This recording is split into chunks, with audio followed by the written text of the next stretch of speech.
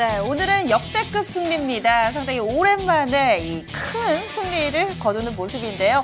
이쪽 경기장, 저쪽 경기장, 여기저기서 축포가 터집니다. 과연 여러분들은 경기를 어떻게 보셨을지, 그리고 또 활약해준 선수들까지 체크를 해드릴게요. 오늘장 MVP입니다. 해설에는요, 토마토 투자클럽 부자김 전문가님 함께합니다. 안녕하세요. 네, 안녕하십니까. 네, 오늘 경기 잘 즐기셨어요? 네, 그렇습니다. 오늘 사실 이제 흐름 자체로 기술적인 흐름으로 보면 사실 이제 제가 제일 좋아하는 그 패턴이 나왔습니다. 주가가 이제 21선을 장대 양봉으로 강하게 뚫어내는 0520 돌파형이라고 그러거든요. 제 패턴 중에서. 네. 그리고 이제 코스닥 쪽은 이제 또 51선을 또 장대 양봉으로 강하게 뚫어냈고, 이제 기술적인 의미로만 놓고 본다면 상당히 이제 쌍바닥을 찍고 상승 추세로 전환할 수 있는 흐름을 만들어냈다.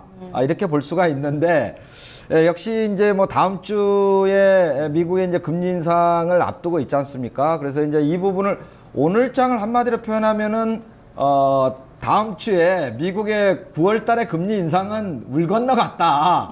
이런 식의 시장의 표현이 나왔다. 저는 이렇게 보거든요. 네, 그러나 이 부분은 뭐 누구도 자신 있게 얘기할 수 없는 부분이기 때문에 이러한 뭐 불확실성까지를 감안한 전체적인 보수적인 현금을 좀 챙겨갖고 가는 그런 전략이 좀 필요할 것이다, 앞으로. 이렇게 좀 말씀을 드리겠습니다. 네, 굉장히 이 경기 분위기가 마음에 드셨던 모양이에요. 이번에는 허 의원님 보겠습니다. 어떠셨어요? 네, 저도 뭐 같은 생각인데 일단 5일선 회복했으니까 뭐 긍정적인 것 같습니다. 네. 네, 이렇게 또 경기 내용 측면에서도 또 저희가 이야기를 좀 나눠봐야 되겠죠. 어떤 선수들이 또 활약을 해줬을까요? 오늘의 라인업입니다. 네, 1번 타자입니다. 한샘, 2번 타자는 동부하이텍이 차지했고요. 3번 타자가 LG생활건강입니다. 4번 타자 아모레퍼시픽, 5번은 바이로메드, 6번 LG노테, 7번은 대림비엔코, 8번은 키스트고요. 9번 삼성증권이 오랜만에 이름을 올렸습니다. 경기 이 성적만 놓고 봐도 그렇고 라인업도 이렇게 모두 다 고르게 점수를 냈던 경기 정말 오랜만에 보는 것 같습니다. 오늘 이 라인업에 있는 9명의 선수가 모두 다 무난한 점수를 내셨는데요. 과연 어떤 장점들이 있었는지 또 정리를 해볼게요. 오늘 라인업 우선 좀 어떻게 보시나요? 네, 오늘 라인업은 아무래도 그동안에 이제 낙폭이 과대했던 이쪽에 이제 종목들이 탄력적으로 좀 올라왔고요. 그동안에 이제 특히 이제 9번 타자에 지금 삼성증권이 들어와 있지 않습니까? 그럼 삼성증권 같은 경우에는 그동안 추세적인 하락이었단 말이에요. 21선을 타고 계속적으로 하락을 했는데 오늘 장대 양봉을 내줌으로써 하락을 마감하겠다라는 그러한 이제 쌍바닥 형태를 딱 만들어줬거든요. 이제 이러한 부분들이 이제 지수의 전체적인 흐름을 우상향으로 한번 바꿔갈 수 있는 그런 흐름을 만들어줬다 이렇게 보는데, 어쨌든 그동안에 이제 그 낙폭이 깊어서 계속적인 하락 추세를 이어가던 이런 종목들까지, 이런 선수들까지 전부 이제 쌍바닥을 잡아내는 흐름이 나왔다라는 거, 이 부분이 오늘 상당히 중요한 포인트 같아요. 그동안에 부진을 씻는 한방 이렇게도 얘기를 할 수 있을 것 같은데요. 허 의원님은 좀 어떠세요? 그냥 뭐 다 오른 것 같은데. 맞아요. 빠진 종목이 거의 없었습니다. 네, 보면은 사실 그동안에는 승리를 좀 하더라도 일부 선수들의 활약, 홈런 한 방으로 인해서 경기 분위기가 좀 바뀌었는데 오늘은 또 선수들의 팀 플레이도 좀 눈에 띄었던 것 같습니다. 이런 가운데서 또 관심 선수 저희가 이야기를 해봐야 될 것 같은데요. 어떤 선수의 눈이 가시나요? 네, 오늘 뭐 아모레퍼시픽 한번 얘기해 보도록 하겠습니다. 자, 이제 아모레퍼시픽이 그동안에 이제 상반기 시장을 주도했던 주도주 아니겠습니까? 그런 그 성장주라고 봐야 되는데, 대표적인 성장주라고 봐야 되는데, 이제 뭐 실적이 7월달, 8월달에 별로 좋지 않았습니다. 그래서 이제 실적에 대한 우려감, 물론 이런 부분들은 이제 메르스라는 특수한 그런 이슈가 끼어 있기는 했습니다만, 요 부분이 이제 9월 달 들어서면서 중국 관광객 수, 인바운드 수가 이제 다시 늘어나는 추세로 좀 돌아섰다라는 부분하고요. 그 다음에 이제 새로운, 지금까지는 화장품이 주류였다고 하면, 뭐 이제 한방 샴푸라든지 이런 쪽으로까지 이제 영역을 좀 확대해가는 이런 그 모멘텀을 만들어냈다라는 것도 오늘 시장에 좋은 반응이 나왔다 이렇게 보거든요. 그러면 오늘 화장품주들의 전체적인 움직임을 보게 되면 지금 LG생활건강도 지금 아모레퍼시픽하고 같은 개념이란 말이에요. LG생활건강 같은 경우는 화장품하고 그 생활용품하고 그쵸, 네. 이거하고 비중이 매출 비중이 한 35%로 비슷하기 때문에 그리고 이제 코스맥스라든지 이제 한국콜마 이런 종목들도 상당히 선전을 했는데 대부분 윗꼬리를 좀 달아줬어요. 윗꼬리를 좀 달아줬지만 아모레퍼시픽만 종가가 고가로 끝나는 퍼펙트한 흐름이 오늘 사실 나와줬다라는 거거든요. 요거는 이제 대장주로서의 상당한 좀 의미가 있다 이렇게 보는데. 제가 이제 요 아모레퍼시픽을 말씀드리는 이유는 뭐냐면, 물론 이제 아모레퍼시픽이 다시 반등할 수 있는 그런 턴어라운드를 만들어냈다 이렇게 보는데, 제가 말씀드리는 지금 저 PBR주하고 고포주하고의 이러한 지금 관계에서 이러한 지금 고포주들 중에서도 선별적으로는 분명히 실적이 호전될 수 있다고 보는 이런 종목들은 선별적으로 올라온다라는 거. 요 부분을 좀 제가 강조해서 말씀드리려고 아모레퍼시픽을 선정을 했습니다. 그러면은 이 종목 같은 경우는 옥석 중에서 옥으로 이미 시장에 판결이 났다. 네네, 그런 말씀을 거죠? 드리는 겁니다. 네. 네, 알겠습니다. 오늘 3번, 4번 선수가 좀 성격이 좀 비슷해서 저희가 함께 묶어봤고요. 그리고 어떤 선수 보고 싶으세요? 저는 데린 비엔코 갖고 왔습니다. 네, 오늘 한 4% 정도 상승을 했는데요. 뭐 주가가 누구죠? 그 미래에셋 리포트 나오기 전 수준까지 내려왔어요. 그 리포트 때문에 그냥 그때 한 달도 안 된 시간에 주가가 폭등했다가 이렇게 큰 산을 그냥 하나 그래서 이제 원점으로 다시 온 상황인데요. 그때 레포트 내용이 어떤 거였나요? 10년 동안 뭐 건자재 쪽 관련된 시장들, 그 집을 다시 뭐 리모델링하고 재건축할 수 있는 그 시장 규모가 한 400조 된다 뭐 이런 거였죠. 그래서 먹고 살 게 상당히 많다 뭐 이런 거였었고요. 네. 그리고 그 최근에 나왔던 정책으로 치면 역사 주변이라든지 노후화된 건축물들 리모델링해서 사업자로 돌아설 수 있게 하겠다 임대사업까지 뭐 이런 정책들 나왔었는데요. 관련 재료들이 일단 나왔었습니다. 주가는 좀 안 좋았던 부분이 있는데 오늘 또 오랜만에 좀 반등이 나온 것 같고요. 그냥 수평 라인에서 직전 저점 부근에 다다라 있는 상황인 것 같습니다. 실적도 2분기 상당히 좋았었는데 3, 4분기가 사실은 뭐 건설 경기가 내년도 초반까지 좋겠냐라는 약간 의문점도 있긴 합니다만 이쪽은 약간 뭐 리모델링이나 재건축 이런 부분에 있어서는 충분히 좀 수요는 있을 것 같거든요, 꾸준하게. 그래서 좀 관심이 필요한 종목인 것 같습니다. 네. 오늘 데일린 비엔코뿐만 아니라 지금도 라인업에 보시면은 한샘이 오늘 1번 타자였거든요. 좀 성격이 비슷했던 것 같은데 부자개미님은 좀 이쪽은 또 어떻게 보세요? 네, 요 섹터도 역시 마찬가지입니다. 지금 그 건자재 쪽에서도 실적이 아주 우량한 이런 종목군들은 오늘 한샘이 대표적으로 강하게 치고 올라왔단 말이에요. 근데 저도 이 데린 비엔코는 상당한 관심 종목입니다. 근데 이제 우리 허 의원께서 말씀하신 대로 리포트가 나와서 갑자기 급등하는 바람에 급락을 좀 맞은 부분들이 있는데 분명한 그 B2B 시장 쪽에서 이제 점유율 1위를 갖고 가면서 B2C 쪽에서 분명히 모멘텀을 지금 만들어가고 있거든요. 이것도 이제 실적 성장주에 해당이 된다 이렇게 보기 때문에 이런 종목들은 언제든지 튀어 올라올 수 있다. 저는 이렇게 좀 보고 있습니다. 네, 그리고 한 선수 좀 더 볼까요? 어떤 선수 볼까요? 네, 오늘 그 바이로메드를 좀 보도록 하겠습니다. 네. 역시 이제 그동안에 시장을 주도했던 게 이제 화장품이나 음식료, 제약바이오, 헬스케어였기 때문에 이제 오늘 역시 장중에 이제 20%까지 이렇게 급등이 나왔단 말이에요. 그렇게 나온 종목이 바이로메드, 그 다음에 메디톡스, 루트로닉 이런 종목들이 강하게 20% 이상씩 장중에 치고 올라왔거든요. 그러면 물론 이제 한미약품하고 한미사이언스가 오늘 상당히 좀 실망스러운 흐름이 나오기는 했습니다. 나오긴 했는데 제가 지금 말씀을 드렸던 대로 기존 고포주 중에서도 오늘 이렇게 장대 양봉을 내면서 탄력적으로 올라왔던 종목들 있잖아요. 이런 것들은 어찌됐든 간에 실적과 성장성을 겸비한 이런 종목들이거든요. 밀릴 때 같이 똑같이 다 밀려버렸기 때문에 같이 이제 급락을 맞았다가 선별적으로 올라오는 종목들이거든요. 그래서 이제 이런 종목들이 고포주 중에서는 앞으로 다시 회복을 할 수 있는 그런 흐름으로 갈 것이다. 이런 종목들을 좀 눈여겨서 잘 보실 필요가 있고요. 이제 바이로메드는 사실 이렇습니다. 이제 바이로메드가 이제 대표적인 우리가 한번 그 얘기를 했지 않습니까? 퍼가 몇 배냐 네. 이 얘기 가지고 해서 만 배가 넘는다 이렇게 얘기했던 가장 이제 그 대표적인 고포주에 해당이 되는데 네. 이제 이런 종목들을 요즘 얘기할 때 이렇게 해요. 뭐냐면 이 종목이 그 20만 원까지 올라갈 때는 대부분 아무 얘기들을 별로 안 하고 있다가 이게 지금 반토막이 났단 말이에요. 10만 원까지.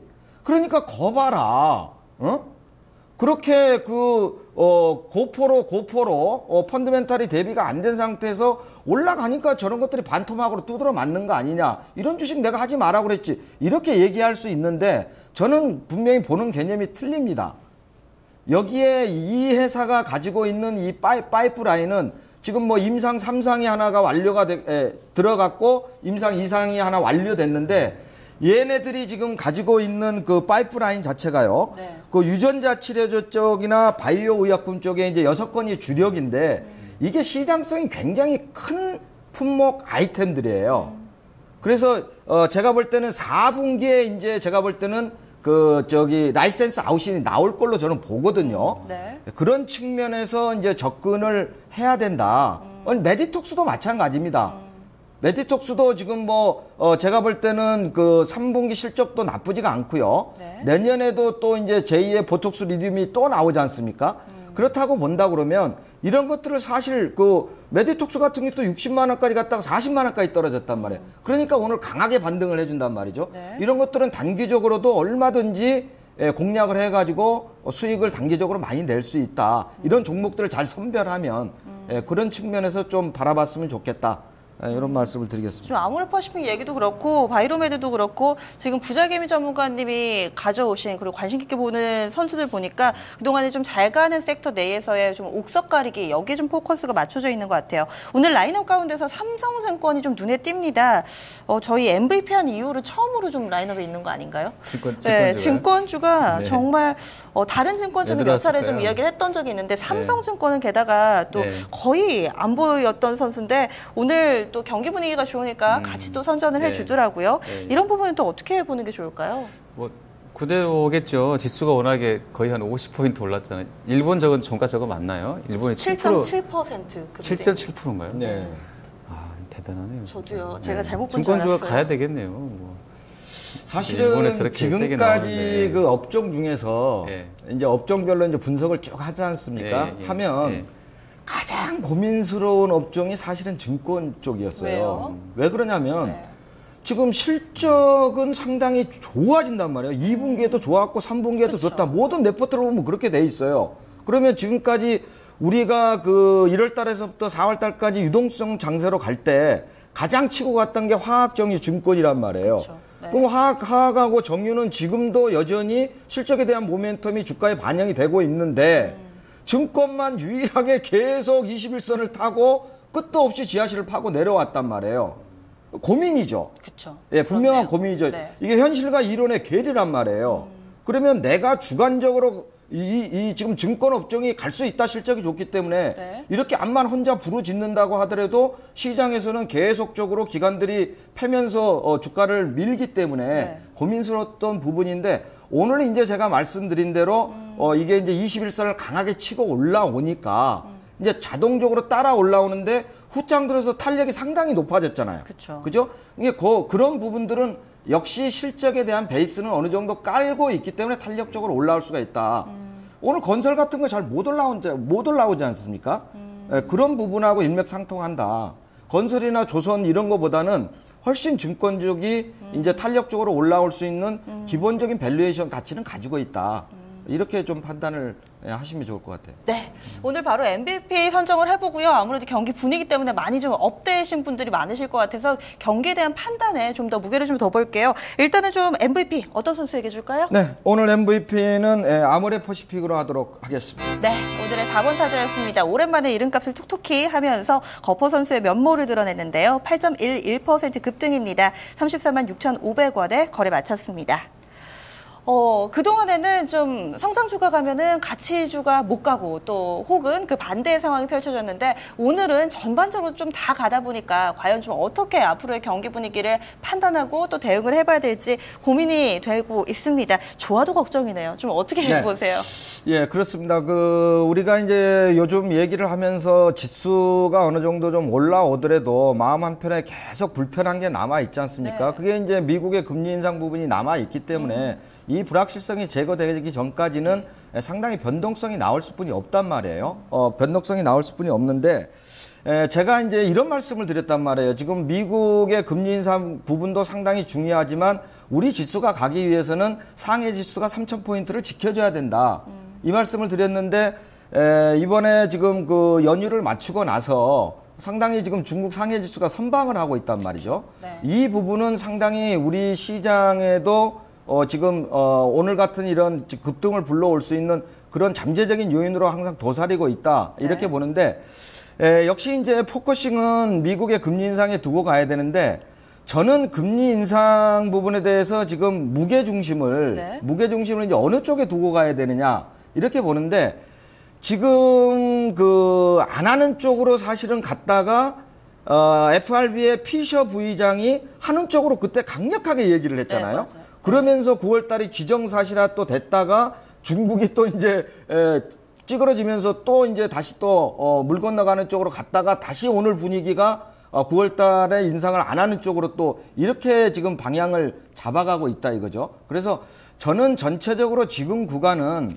어떠한 방향성을 뚜렷하게 두고 가서는 안 된다. 다음 주 목요일까지 아닙니까? 그러면 우리 시장에는 이제 금요일 날 반영이 될 텐데 이때까지는 단기 트레이딩적인 성격을 가지고 가야 된다. 단기 트레이딩적인 성격을 가지고 가는데 분명한 거는 단기 고포주하고 저PBR주에서 무게 중심은 저PBR주에 지금 두고 가야 된다. 저는 이렇게 봐요. 네. 네. 그렇게 봅니다. 왜 그렇게 보냐면 제가 말씀을 드렸지만은 얘는 이제 돌아 나오는 애들이고 얘네들은 과대 낙폭에 의해서 선별적으로 종목들만 뽑아가지고 이제 반등을 시키는 이러한 흐름이거든요. 그러면 그런 것들이 수급적인 측면에서도 여실히 나와준단 말이에요. 오늘 25일 만에 외국인들이 이제 선물을 4,000계약 이상 사면서 지수를 돌렸단 말이죠.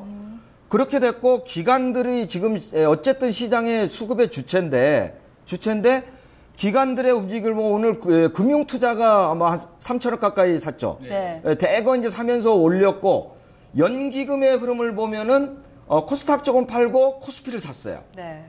그런 흐름이거든요.